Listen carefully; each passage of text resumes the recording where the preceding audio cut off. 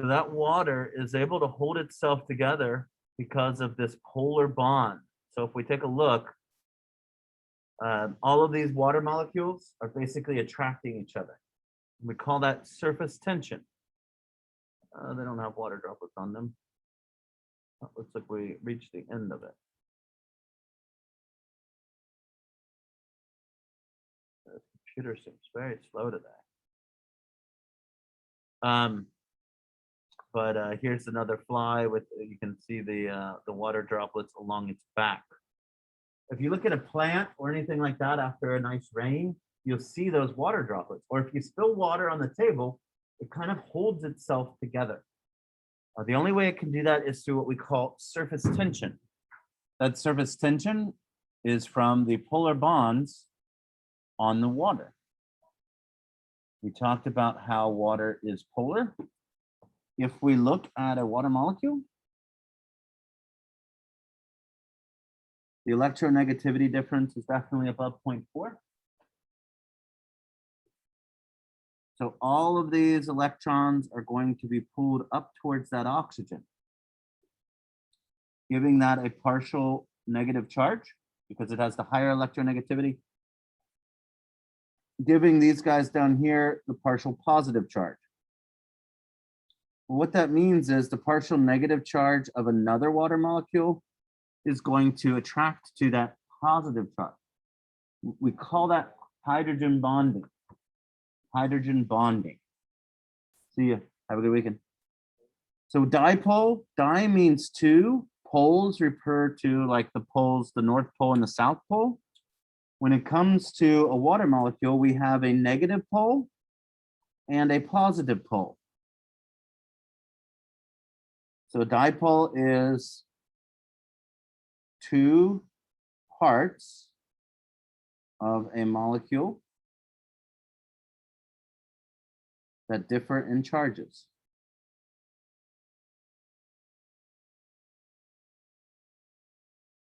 How does water dipole molecular structure affect its properties? Water molecules attract other water molecules.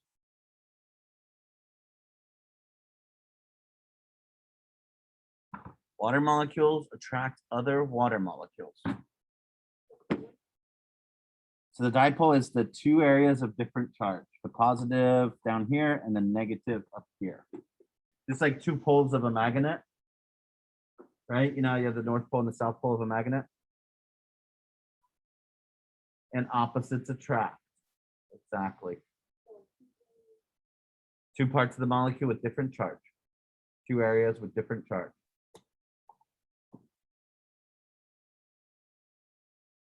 Oh wow, I didn't know you could twist this like this. That's crazy.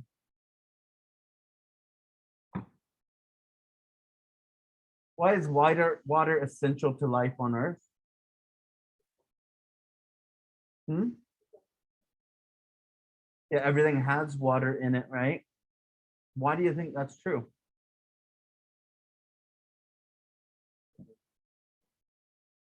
Yeah, it's a basic need of survival. Why do you think that's true?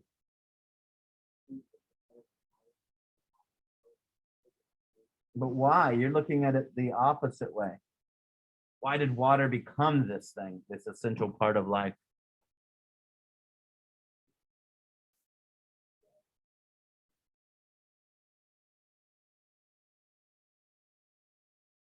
Why does science credit water with allowing life to form? It's a hard question. Because we just know that it is essential. But why? Why was, I mean, we're looking at it backwards. We know it's essential. Do we understand why it's been so influential on how things have been created? What is it?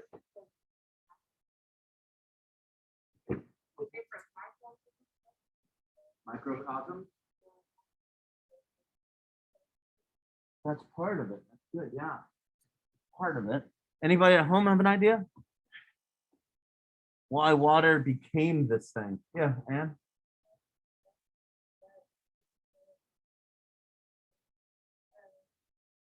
Hydrogen and oxygen?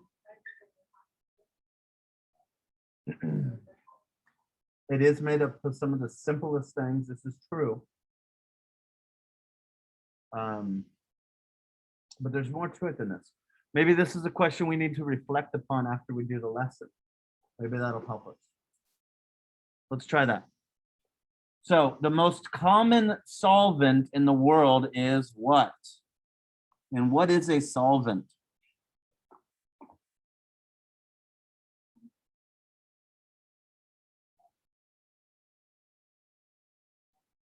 Yeah, something that dissolves something. Very good. Something that dissolves something, right? And what do you know that dissolves a lot of things? Water. Water. Water is called the universal solvent.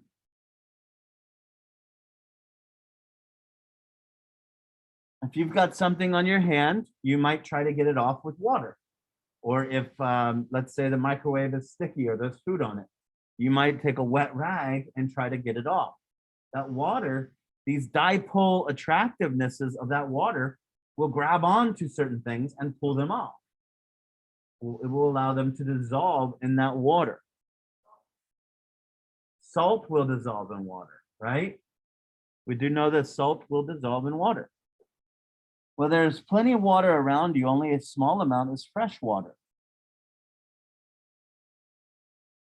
Water is a polar compound, meaning it has positive and negative ends. So if we take a look, the oxygen up here has the partial negative charge, and each of these hydrogens have the partial positive charge. So we know water is the universal solvent. We know that water is polar and it has positive and negative ends. Does that help us answer our original question as why it may be essential to life? Not yet. Not yet. They say not yet here in the class. Even Ka's perplexed. I don't know if I've ever seen him this perplexed. This allows water to attract both the positive and negative ions of an ionic compound, like sodium chloride or salt. The oxygen can pull off the sodium, and the hydrogens can separate the chlorine. That's what allows it to dissolve in water. Ionic crystals like salt dissolve easily in water because the polar water molecules pull the ions apart.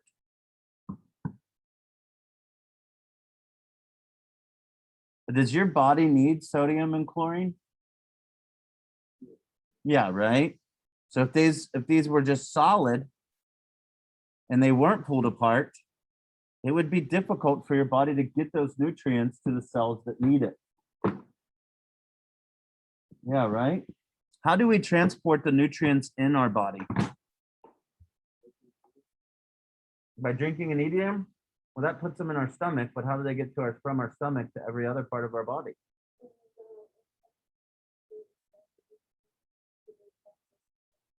The what? Yes. And then how do they pass it though? How do the intestines do it? What system is used to transport all of this all around the body?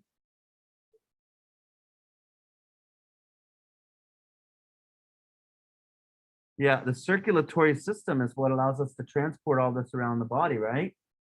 What do you think blood is mostly made of?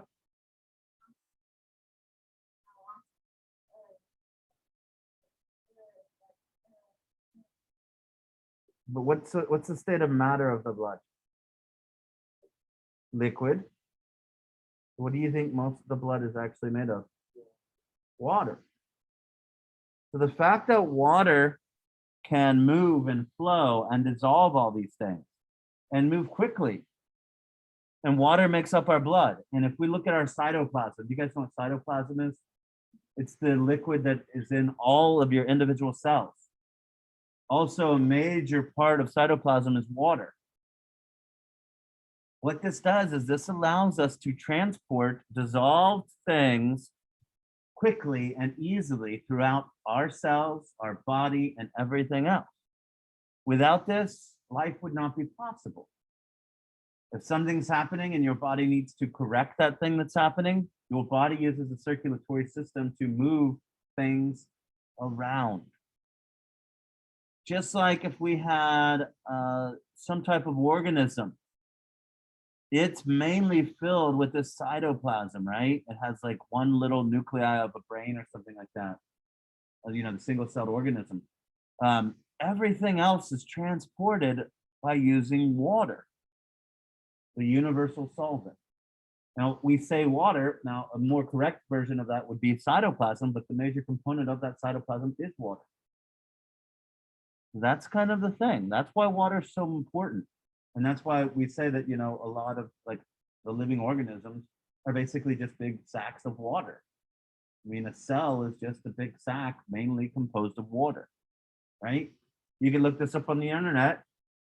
What percentage of a human body is water? Here's what I found from healthline.com. Did you say The 80? average percentages of Yeah, water in the human right. body vary by gender. Definitely over 50%. So definitely half. Lanaya said 80%, and that's probably from a health class or something like that. I could believe it, right? I mean, if you take every cell we are and dry us out, you know, like a mummy, you would probably lose quite a bit of your mass. So yeah, it's huge. But that's why water is essential for life, for transport of chemicals, and allows chemicals to mix.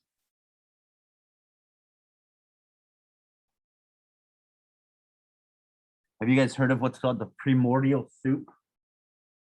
This is the idea that life on Earth began as basically a liquid where chemicals were together, and they were able to combine and form the first organic compounds, which were then able to change into the first living cell. Is this common primordial soup? You've heard of it in the biology, probably? No? Yeah. So if we look, primordial soup. Soup is an old term in my idea, but let's take a look real quick. New share. So the primordial soup, a solution of rich organic compounds in the primitive oceans of the earth, from which life is hypothesized to have originated in.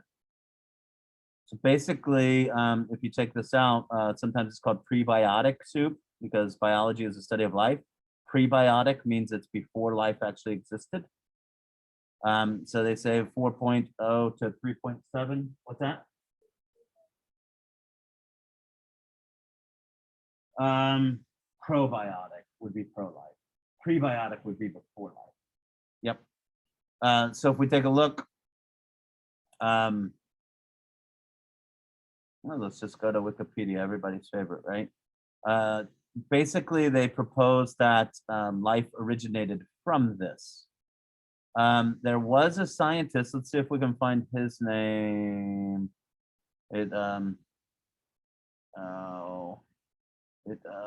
Let's see. From inorganic to organic. Scientist. For some reason I can't think of his name. Oh, that's not how you spell scientist.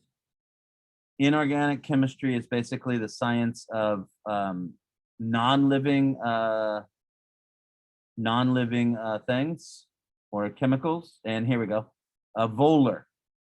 Friedrich Wohler was one of the first chemists to actually take inorganic material, and he created urea. At that time, urea and other chemicals like it were only thought to be able to be created by living organisms. Urea is a major component of urine. So they thought only organic bodies could make these chemicals. Well, Wohler and Liebig, they were able to make organic things from inorganic material. Keep in mind, this is not, they're not making Frankenstein or they're not making living things, but they're making compounds that was at the time only thought to be able to be made by living organisms. Urine, hormones. We know today that we can make hormones, but back then they thought only living things could make hormones. That's kind of a big thing. Is anybody, I don't want to ask that, but if you know somebody that's diabetic, they need what's called insulin, right? Prior to the 1940s, it was thought that you could only get insulin from horses or cows to use. They then found ways to chemically make insulin and basically create it without having to grow these animals. Because growing an animal is quite difficult in reality, right? I mean, it takes a lot of water, one. Two, it takes a lot of food versus being able to do this chemically. So that was a huge step. The other big thing is that water allows chemicals to freely move. Let's say that my hands have to react. In order for them to react, they have to be touching. If I were able to dissolve my hands into water, they would all mix completely with each other, and they could always be touching. Same thing, right? You talked about salt. If I have a salt crystal, do I have my salt crystal here still? Nope. Let's use this. We'll use this instead.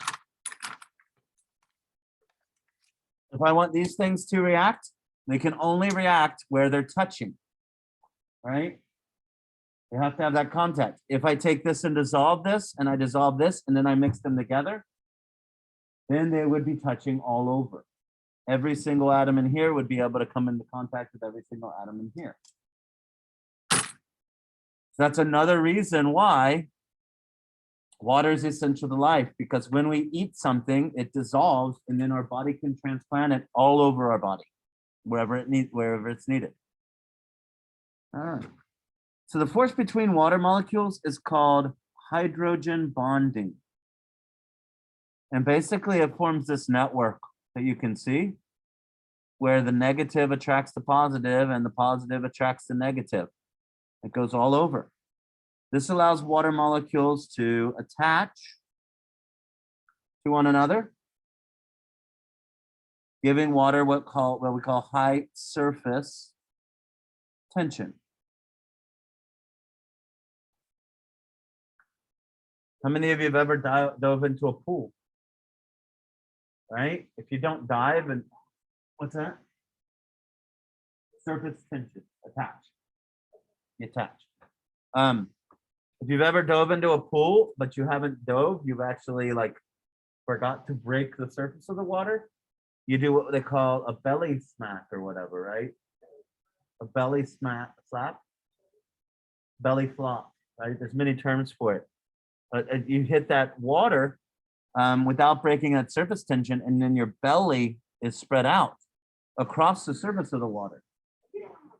You did it on your back?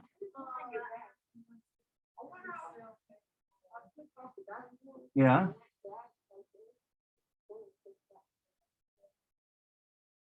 So the water is all holding itself together, and you're trying to go through that water.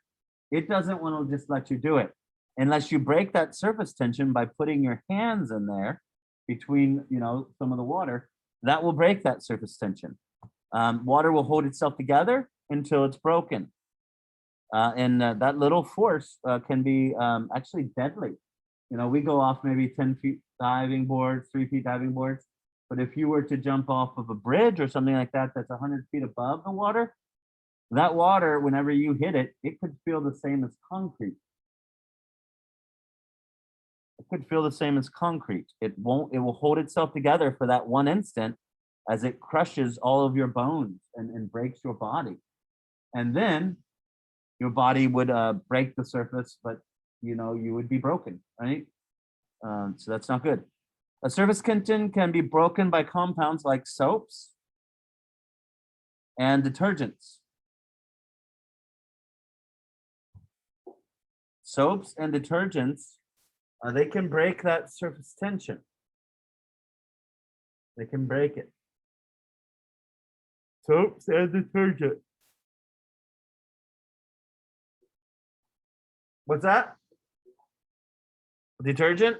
Yep, that's an ER.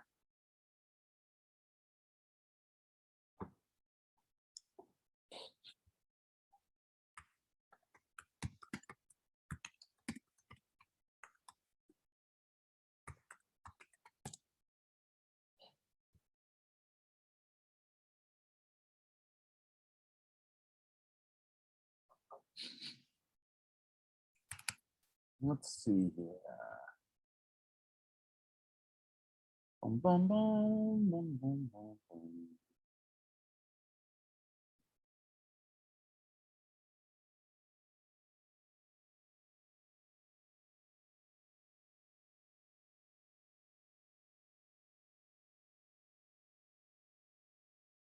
Come on now. Want to make my audio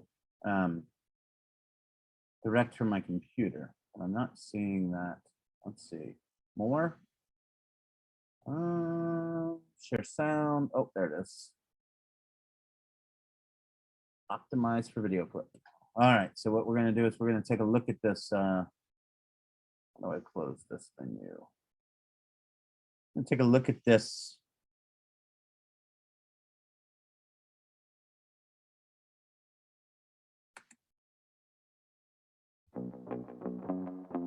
Whatever the day brings, Grammarly helps you communicate smarter, one message at a time.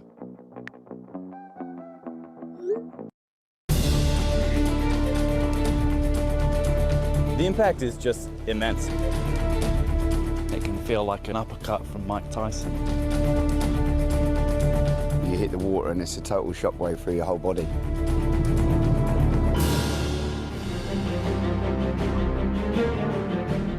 I guess the first thing when you're talking about the impact of the water is, you know, how hard the water hits back. Really, you have to be so physically ready for that, and if you're not, I mean, it really will tear you apart. That's the big deal of, can I actually handle going that fast and hitting the water that hard? And that's something that is one of the biggest mental challenges to get through in the sport of cliff diving. It's like every time you dive, you know, you have to respect the height, you have to know what the dangers are, and most injuries happen on the impact on the water, so you need to be strong, but you also need to be focused in your mind and not believe that you're going to get hurt. You know, once you're tense and you hit the water at 90 kilometers an hour, you know, you have to be strong enough to take that whack. I would say the most important parts of the body to be strong would be the core muscles, because your body is under so much stress that easily a leg can go one way, or you can be bent in two. I just prepare myself to be tight as possible and just find all the aggressivity in my body and be also technically good and just hit the water. The water impact all depends on your entry, for sure. You know, if you have a nice vertical line, sometimes you can slice through and not feel a thing. When you hit the water right, you just go down so fast, and it's just such a great feeling, and you hear the water as it passes your ears, and you just shoot up to the surface with all the bubbles, and there's nothing like that feeling.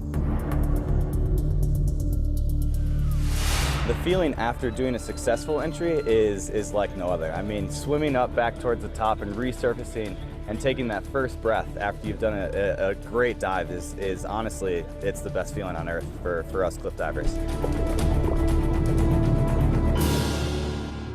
Let's take a look real quick. Now watch this footage right here. Take a look at the water underneath him. What's happening with that water? So Look at this right here. What is this?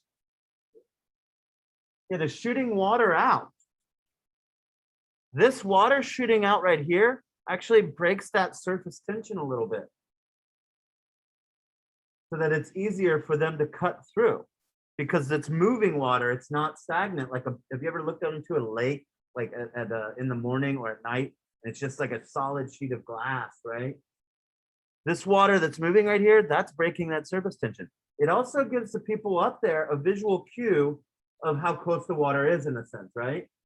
Because if you're looking down, it may be more difficult if the sun is shining on it and it's just flat water. You may not be able to see it as well. So what they're doing here is they're breaking that surface. You need to be strong, but you also need to be focused in your mind and not believe that you're going to get hurt. You know, once you're tense and you hit the water at 90 kilometers an hour, you know, you have to be strong enough to take that whack. I would say the most important parts of the body to be strong would be the core muscles, because your body is under so much stress that easily a leg can go one way, or you can be bent in two.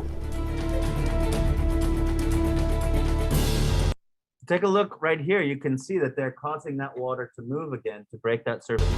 I just prepare. Right? Last thing today. Super Everdry. Super Everdry. Let's see if that brings it up. Yep, Ultra Everdry. Here we go. Take a look at this video if you would. This shows you water holding itself This is the together checkers game where quite a bit.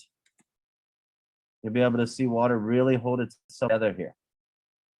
The way that you're able to see it hold itself together is that they actually have a chemical that kind of repels water. This is a product that's available for sale.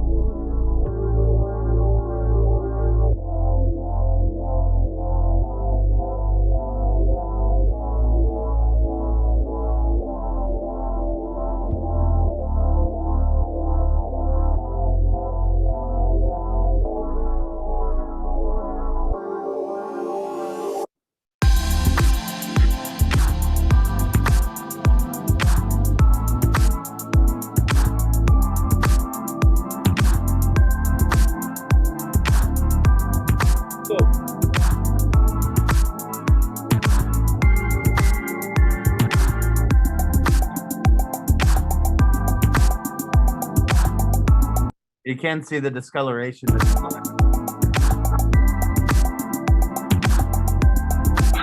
That's probably one of the most visually appealing things. It repels water so good that the water itself doesn't look like a droplet. It looks like a ball of water. It looks like an actual sphere. The water's holding itself together so well because of those polar hydrogen bonds.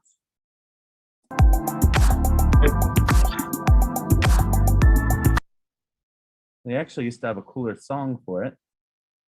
But yeah. All right, that's all I got for today, guys. Monday, you'll be watching a video called How Water Works. And it will go through a lot of the same stuff that we've talked about today. There will be a video guide for it, just like the Matter movies. So have a great weekend. If you didn't get the test done, please make sure you do so. Please, please, please. I will see you guys. Have a great weekend.